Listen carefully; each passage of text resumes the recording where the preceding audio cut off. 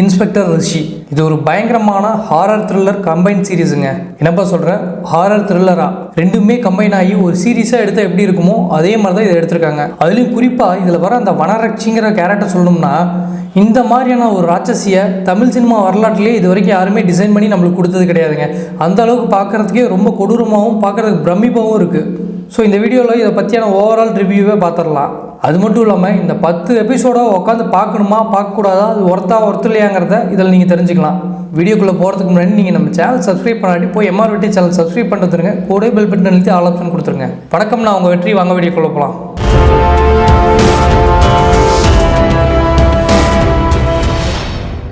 அந்த காலத்தில் நீலகிரி டிஸ்ட்ரிக்டில் தேன்காடுன்னு ஒரு அழகான ரம்மியமான கிராமம் இருந்துச்சுங்க. அங்கே இருக்கிற மக்கள்லாம் ரொம்ப சந்தோஷமாகவே வாழ்ந்துட்டு இருந்தாங்க. திடீர்னு ஒரு நாள் பார்த்தீங்கன்னா கவர்மெண்ட் ஒரு ஆர்டரை பாஸ் பண்ணி அங்கே இருக்கிற மலைவாழ் மக்களை வெளியில் அனுப்பிச்சி விடுங்க, அவங்களுக்கு தேவையான வீடு வேலைகள் எல்லாத்தையும் நாங்கள் அரேஞ்ச் பண்ணி தந்துடுறோம் அப்படிங்கிற மாதிரி ஒரு ஆர்டரை பாஸ் பண்ணாங்க. இதுக்கு என்ன காரணம்னு சொல்லப்படுதுன்னு பார்த்தீங்கன்னா, அங்கே மீத்தேன் எடுக்கிறேன், அது எடுக்கிறேன், இது எடுக்கிறேன்னு சொல்லி அந்த கிராம மக்களை விரட்டு விடுறதுக்கு தான் கவர்மெண்ட் பிளான் பண்ணியிருந்தாங்க. அந்த இடத்துல இதை பிடிக்காத மலைவாழ் மக்கள் பார்த்தீங்கன்னா, எங்களுக்கு எதுவுமே வேண்டாம், நாங்கள் இங்கேயே தான் இருப்போம், இந்த காட்டுக்கு எந்த ஆபத்தும் வராத மாதிரி நாங்கள் பாதுகாப்போம் அப்படி இப்படின்னு சொல்லி அங்கேயே இருந்துட்டாங்க. ஒரு கட்டத்துக்கு மேலே கவர்மெண்ட்டோட எதிர்ப்பை அந்த மக்கள்னால தாக்கு பிடிக்க முடியல. இந்த ஒரு காரணத்துக்காக இந்த மக்கள் எல்லாருமே சேர்ந்து சரி நம்ம ஊருக்குள்ளே வனரட்சியை வர வச்சிடலாம் அப்படின்னு முடிவு பண்ணி சரி அதுக்குண்டான வேலைகள் பண்ணுறாங்க. இதுக்கு என்ன வேலைகள்னு பார்த்தீங்கன்னா, ஒரு மிகப்பெரிய ஒரு கிணறு லெவலில் குழி தோண்டி அதை சுற்றி அந்த கிராமத்தில் இருந்த எல்லா மக்களும் நின்றுக்கிட்டு அந்த நெருப்பெறிகிற கிணத்துக்குள்ளே குதிச்சிடுறாங்க. ஒட்டுமொத்த கிராமமே அந்த நெருப்பெறிகிற கிணறுக்குள்ளே குதிச்சிருச்சு. இது அந்த கிராமத்தோட கடந்த காலம். இப்போ நிகழ்காலத்துக்கு இந்த ஸ்டோரி மூவ் ஆகுது. இப்போ பார்த்தீங்கன்னா அந்த கிராமத்தில் நிறைய பேர் மர்மமான முறையில் இறந்துட்டு வராங்க. அதுவும் அவங்க சாகிற விதம் பார்த்திங்கன்னா, அவங்க உடம்பு ஃபுல்லாக கூடு கட்டி அந்த சிலந்தி வேலை இருக்கு இல்லைங்க, அது உடம்பு சுற்றி கூடு கட்டினா எப்படி இருக்கும் அந்த மாதிரி இறந்துட்டு வராங்க.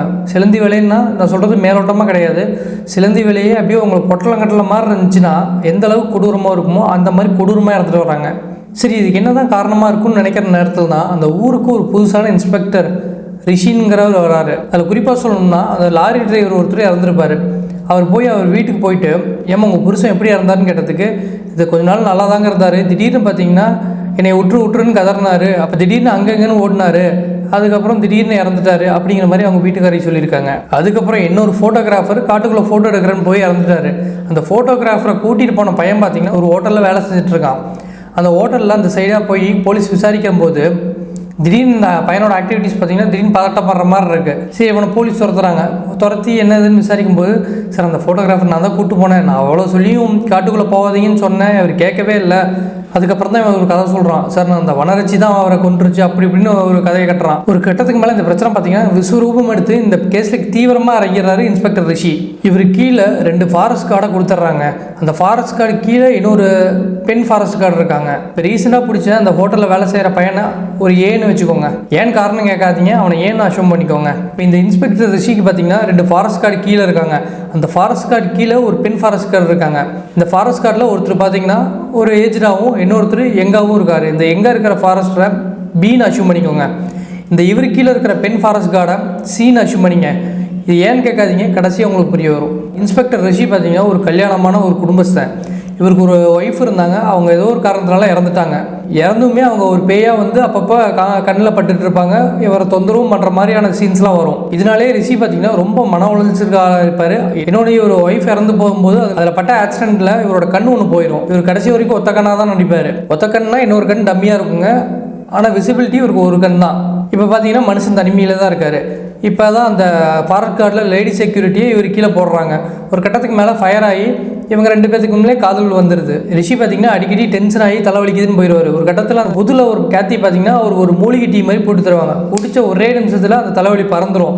இதுக்கு உண்டான காரணம் என்னென்னு பார்த்தீங்கன்னா, அந்த கேத்திங்கிறவங்க மலையிலேயே வாழ்ந்துருப்பாங்க. அதில் சில மூலிகையை வச்சு தான் அந்த டீயை போடுவாங்க.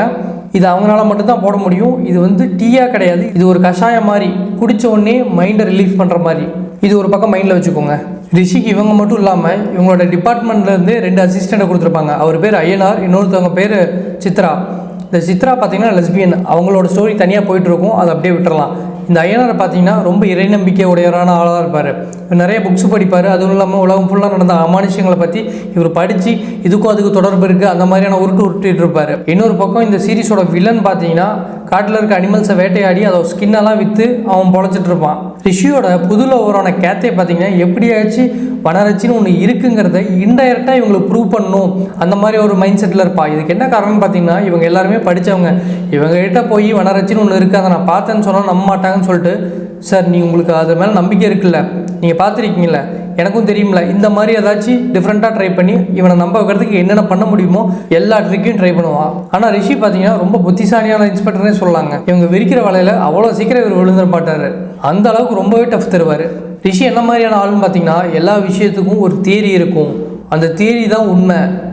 அதை விட்டுட்டு அதனால இது நடந்துச்சு, இதனால அது நடந்துச்சுங்கிற அந்த மாதிரி விஷயத்தை இவர் நம்பவே மாட்டார். அப்படியே கதை பார்த்திங்கன்னா ஒரு வழியாக ஊர்ந்து ஸ்லோவாக போகுது. இதுக்கப்புறம் தான் நம்மளோட ஐயனாரோட ஒய்ஃப் பார்த்திங்கன்னா ஒரு டாக்டர். அவங்க ரீசெண்டாக வந்து ரிஷியோட க்ரைம் இன்வெஸ்டிகேஷன் டீமில் ஜாயின் பண்ணுறாங்க. ரிஷி அவங்ககிட்ட பார்த்திங்கன்னா இந்த பூச்சி எப்படிங்க கூடு கட்டுது அப்படி இப்படின்னு கேட்கும்போது, ஒரு கெமிக்கல் மூலியமாக இதை தெளிக்கிறாங்க. அந்த ஸ்மெல்லுக்கு அந்த பூச்சி பார்த்திங்கன்னா டக்கு டக்குன்னு வந்து அந்த கூடு கட்டிடுது. இந்த மாதிரி ஒரு எக்ஸ்ப்ளனேஷன் தியரியை வந்து ஐயனாரோட ஒய்ஃப் அதாவது டாக்டர் கொடுத்துட்ருக்காங்க ரிஷிக்கிட்ட. ஒரு கட்டத்தில் குடுக்குன்னு ஓடி போய் ரிஷி பார்த்திங்கன்னா ஒரு மேப் எடுத்துகிட்டு வந்து காமிக்கிறாரு. இந்த மேப்பில் வரைஞ்சிருக்க டிராயிங்ஸ்க்கும் இதுக்கு ஏதாவது தொடர்பு இருக்கா அப்படின்னு கேட்கும்போது, இந்த மேப் பார்த்திங்கன்னா அவங்க ஏதோ சொல்ல வராங்க. அதுலேயும் குறிப்பாக பார்த்திங்கன்னா இந்த மேப்பில் ஒரு சில செடி டிராயிங்ஸ்லாம் போட்டிருக்கு. இதுக்கு என்ன அர்த்தம்னு கேட்கும்போது, இதெல்லாம் ஒரு வகையான மூலிகை செடிங்க, இது இவங்களால மட்டும்தான் பொறிக்க முடியும், அது இங்கே மட்டும்தான் இருக்குது. இப்போ நம்ம கண்ணுபடியே செடி இருந்தால் கூட நம்மளுக்கு இந்த செடி இதுக்கு தான் உதவுதுன்னு நம்மளால சொல்ல முடியாது. ஏன்னா எது பயன்படும்னு அது அவங்களுக்கு மட்டும்தான் தெரியும். அந்த மாதிரி அந்த மலைவாழ் மக்கள் இந்த குகையில் டிசைன் பண்ணி வச்சுருக்காங்க மாதிரி ஐயனாரோட ஒய்ஃப் சொல்கிறாங்க. இது மட்டும் இல்லாமல் நம்ம ஹீரோ ரிஷி பார்த்திங்கன்னா ஒரு தியரியை அங்கேருந்து டீமுக்கு சொல்கிறாரு. அது என்னென்னா, அந்த காலத்தில் மக்கள் எல்லாருமே தீக்குள்ளே விழுந்து இறந்து போனாங்களே, அதில் ஒரு சில விருப்பம் இல்லாத மக்கள் பார்த்திங்கன்னா அங்கேருந்து எனக்கு இது பிடிக்கல, இங்கேருந்து நான் இப்படியே தப்பிக்கணும்னு சொல்லி அங்கே ஒரு குகை இருக்குது, அந்த குகையும் பெரிய குகையும் கனெக்ட் ஆகிற மாதிரி ஒரு சின்ன ஒரு அண்டர் கிரவுண்ட் இருக்குது, அந்த வழியை இவங்க தப்பிச்சு வெளியே வந்திருக்காங்க அப்படிங்கிற மாதிரி ஒரு தியரியை ப்ரப்போஸ் பண்ணுறாரு. இன்னொன்று, இதை தப்பிச்சு வந்தவங்க எல்லாருமே குழந்தைங்களாக தான் இருப்பாங்க. ஏன்னா அந்த குகை ஃபுல்லாகவே ஒரு ஸ்மோக்னால சூழ்ந்துருச்சிங்க.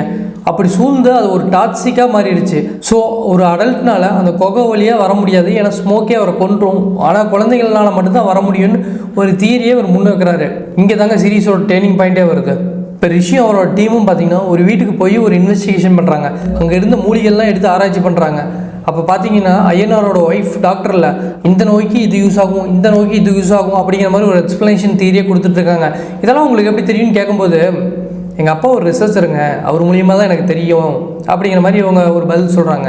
இன்னொன்றும் பார்த்திங்கன்னா, இவங்க இந்த மூலிகையை பயன்படுத்தி தான் மக்களை கொல்றாங்கன்னா, இந்த மூலிகையை தவறுதெல்லாம் இன்னேல் பண்ணால் அந்த பாய்சனை முறிக்கிறதுக்கும் இவங்ககிட்ட மாற்று மருந்து இருக்கும் அப்படின்னு சொல்லி ஒரு தேடுதலில் அந்த ரூமில் பண்ணுறாங்க. இவங்க தேடிட்டு இருக்கிற நேரத்தில் ஒரு மருந்து, ஒரு டப்பா வந்து இவங்களுக்கு கிடைக்கிது. ஸோ இதுதான் அந்த மாற்று மருந்து, இதை நீங்கள் வாயில் வச்சுக்கோங்க, ஏன்னா உங்களை அவங்க வந்து ஸ்ப்ரே அடித்து தாக்கும்போது நீங்கள் இதை யூஸ் பண்ணி தப்பிச்சிக்கலான்னு ஒரு ஐடியா கொடுக்குறாங்க. மூலியமாக அங்கேருந்து 3 பேரும் பார்த்தீங்கன்னா அதை எடுத்து ஒவ்வொன்றும் வாயில் வச்சுருக்காங்க. சரி, ஃபைனலாக பார்த்தீங்கன்னா அந்த பெரிய குகைக்கு பக்கத்தில் இருந்த அந்த சப்வேவை தோண்டி நீங்கள் பெருசாக்குங்கன்னு சொல்லி அந்த மைனிங் ஒர்க்கர்ஸை கூப்பிட்டு எல்லாத்தையும் உடைக்க ஆரம்பிக்கிறாங்க. ஏன்னு கேட்டிங்கன்னா, அந்த சின்ன குகையில் தான் வனரட்சிஸ் எல்லாமே வாழ்துன்னு இவர் கடைசியாக கண்டுபிடிச்சிட்டாரு. இதை உண்மையாக இல்லைன்னு பார்க்கறதுக்காக தான் இதை தோண்ட சொல்கிறாங்க. அப்படி தோண்டிட்டு இருக்கும்போது ஒரு வனரட்சி பார்த்தீங்கன்னா அதுலேருந்து வெளியில் ஊன்னு வருது. அங்கே இருக்கிறவங்க எல்லாமே தெரிச்சு ஓடுறாங்க. அதுக்கப்புறம் அங்கே ஒரு பாம்பும் அடிக்குது. டப்புன்னு அந்த ஒர்க்கர்ஸ் எல்லாருமே அதுக்குள்ளே மாட்டிக்கிறாங்க. இன்னொரு பக்கம் ரிஷியும் அவரோட டீம்மேட் 2 பேரும் வந்து அந்த 2 பேர் பார்த்தீங்கன்னா அந்த குகையில் மாட்டியிருக்கிற ஒர்க்கர்ஸை பாதுகாக்கிறதுக்கு அங்கே கல்லெல்லாம் எடுத்து போட்டுட்ருக்காங்க. ரிஷி பார்த்தீங்கன்னா அந்த சின்ன கோவைக்கு பக்கத்தில் போயிட்டுருக்காரு. அப்படி போகும்போது அந்த வனரட்சி ஒன்று வரும்போது இவர் பார்த்து பயப்படாமல் கன் பாயிண்டில் அந்த வனரட்சியை நிற்க வச்சுட்டாரு. இவர் நிற்க பார்த்தீங்கன்னா டக்குன்னு இவர் மூஞ்சில் ஸ்ப்ரே அடிச்சிருவாங்க. இப்போ நான் ஸ்டார்டிங்லேயே சொன்ன மாதிரி அந்த ஏபிசின்னு அசியூம் பண்ணிக்கோங்கன்னு சொன்னால, அந்த ஏபிசி 3 பேருமே இவர்கிட்ட இப்போ வந்து அட்டாக் பண்ணுவாங்க.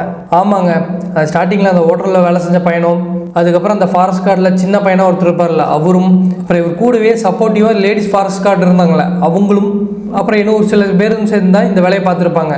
ரிஷி ஒரு தியரி ப்ரப்போஸ் பண்ணார்ல, அந்த காலத்தில் சின்ன குழந்தைங்க ஒரு சில பேர் இந்த குகை வழியாக தப்பிச்சு வெளியே வந்துட்டாங்க, எனக்கு தீக்குள்ளே விழுகிறது பிடிக்கலன்ட்டு, அந்த சின்ன குழந்தைங்க தாங்க இவங்க.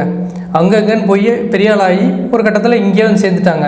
எதுக்காகனா, இந்த காட்டுக்கு எந்த பாதிப்பும் வராமல் தீய சக்திகிட்ட இருந்து பாதுகாக்கணும், மீன்ஸ் கெட்ட மனுஷங்கிட்ட இருந்து பாதுகாக்கணும், அந்த மாதிரி ஒரு நோக்கத்தோடு வந்துட்டாங்க. ஸோ ஃபைனலாக பார்த்தீங்கன்னா நம்ம ரிஷி அவர் வாயில் அந்த மூலிகை வச்சுருப்பார்ல, அந்த ஒரு காரணத்தினால இவர் தப்பிச்சுக்கிட்டாரு. அதுக்கப்புறம் வெளியே வந்து இவங்க எல்லாத்துக்கிட்டையும் ஃபைட் பண்ணி அங்கே நடக்கிறத பெரிய அழிவை தடுக்கிறாரு. அதுக்கப்புறம் எல்லா போலீஸும் வந்துட்டு இவங்களெல்லாம் அரெஸ்ட் பண்ணிட்டு போயிட்டாங்க. இப்போ ரிஷிக்கு பார்த்தீங்கன்னா ஒரு டவுட் வருது.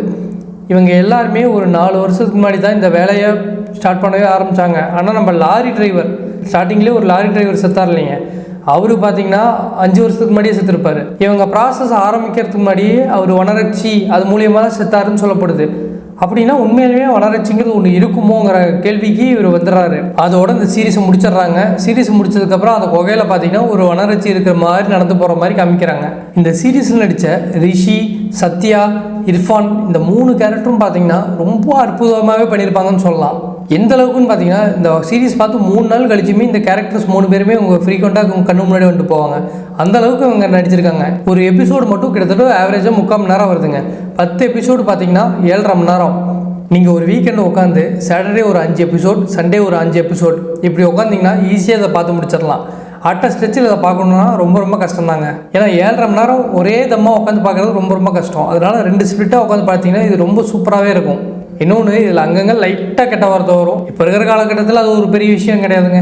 மற்றபடி குழந்தைங்கள்லேருந்து பெரியவங்க வரைக்கும் எல்லாருமே இந்த சீரீஸை பார்க்கலாங்க. இது ஒரு சூப்பரான டைம் பாஸ்னே சொல்லாங்க. அந்தளவுக்கு இந்த சீரீஸை ரொம்ப த்ரில்லராக, ரொம்ப மிஸ்ட்ரியாக, ரொம்ப ஹாரராகவும் பக்காவாக எடுத்துருப்பாங்கன்னே சொல்லலாம். இந்த சீரீஸில் உங்களை உட்கார வைக்கிறதுக்காக ஸ்டார்டிங் எடுத்தோடனே ஒரு ட்விஸ்ட் அடிச்சுட்டு நடுவில் கொஞ்சம் அப்படியே எடுத்துகிட்டு போய் ஃபைனலாக ஒரு ட்விஸ்ட் வச்சுருப்பாங்க. 10 எபிசோடுமே இந்த ஃபார்மேட்டில் தான் எடுத்திருப்பாங்க. ஸோ இதை பார்க்குறதுக்கு ரொம்ப நல்லா டைம் பாஸாகவே இருக்குங்க. சரிங்க, நம்ம இந்த வீடியோட எண்டிங் வந்துட்டோம். இந்த வீடியோவில் பார்த்தீங்கன்னா ஒரு 10 எபிசோட சுருக்கி எவ்வளோ ஷார்ட்டாக சொல்ல முடியுமோ அவ்வளோ ஷார்ட்டாக சிம்பிளிஃபை பண்ணி சொல்லியிருக்கேன். இந்த வீடியோ உங்களுக்கு பிடிச்சிருந்தா எனக்கு லைக் பண்ணி, ஷேர் பண்ணி, சப்ஸ்கிரைப் பண்ணி உங்களோட ஆதரவு எனக்கு தெரிவிங்க. இந்த வீடியோவை பற்றி உங்களோட கருத்துக்களை கமெண்ட்டில் சொல்லுங்கள். நாளைக்கு ஒரு சூப்பரான வீடியோவில் உங்களை பார்க்குறேன். நன்றி, வணக்கம், வெற்றி.